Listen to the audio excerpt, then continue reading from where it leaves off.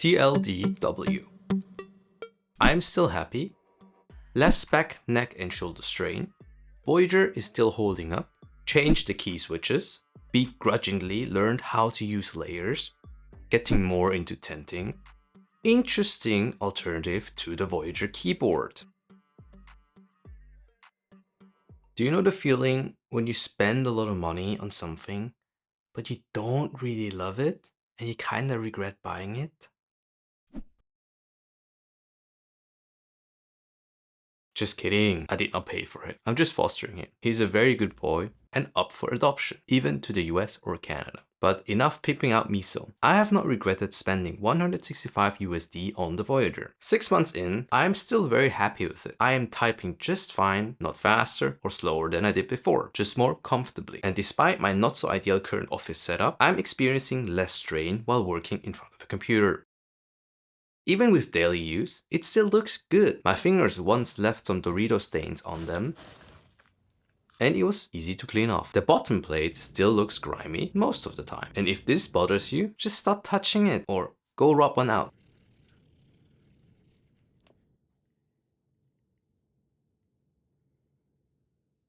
Overall, thumbs up for me, and I really don't like typing on any other keyboards anymore. I still can, but I much prefer typing on the Voyager, even when I am not at home. But this is mostly because I fixed the biggest problem I have had with the ZSA Voyager.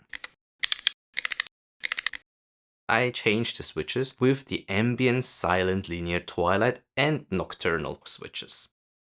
I find myself often taking the ZSA with me when I'm working from a cafe. I feel more comfortable now that I don't disturb others with the clickety-clackety of the original Red Pro switches.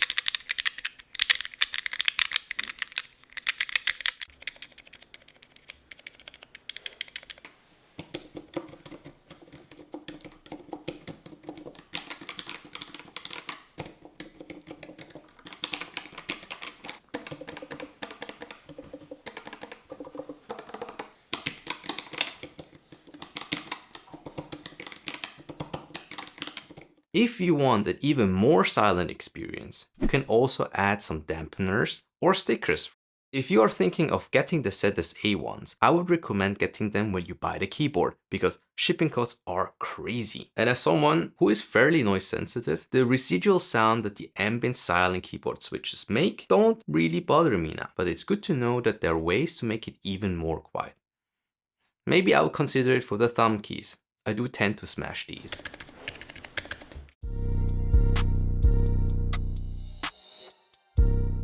I started using layers, more out of necessity. I did not want to completely ditch the keyboard layout of my laptop, but that also meant I had to make do with fewer keys on the ZSA Voyager. And for longer than I want to admit, I did not use the ZSA to type special characters. Instead, I did this.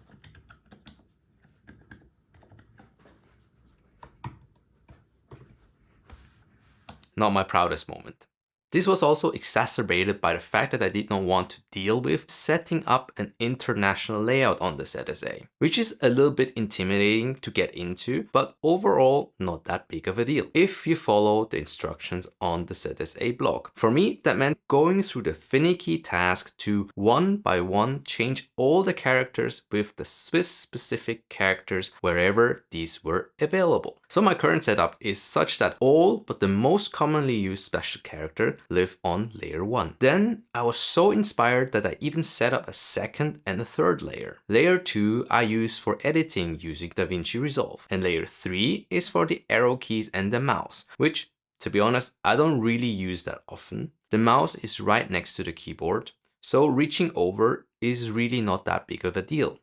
I will tinker with some minor changes every now and then, but I'm quite happy with the current layout and it works well for me. A useful combination that I found when learning a new layout is to use the OS's keyboard viewer in combination with KeyMap. KeyMap is an application by ZSA. It allows you to see your layout, including layers in real time. And the keyboard viewer is for the shifter characters.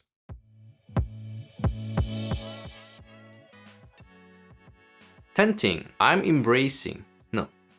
enjoying tenting now. I now pretty much always type tented in some shape or another. I usually use the provided rubber feet for some small tentage, or when I stand up, I use the U-green phone holders. I'm thinking about getting a proper tenting setup with these clamps and a 3D printed holder, mostly because it gives me a reason to design some things again. It's good practice. I will make another video about this once it is finished. Stay tuned.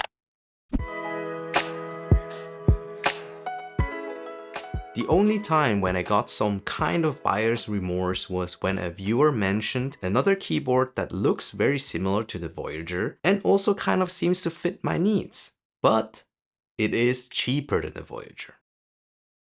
So to summarize, ZSA Voyager is a great keyboard, still happy, probably tinker a bit more here and there to adjust it even more to my own preference. But overall, after 6 months, money well spent. Thanks for watching. Watch my initial review of the ZSA Voyager here.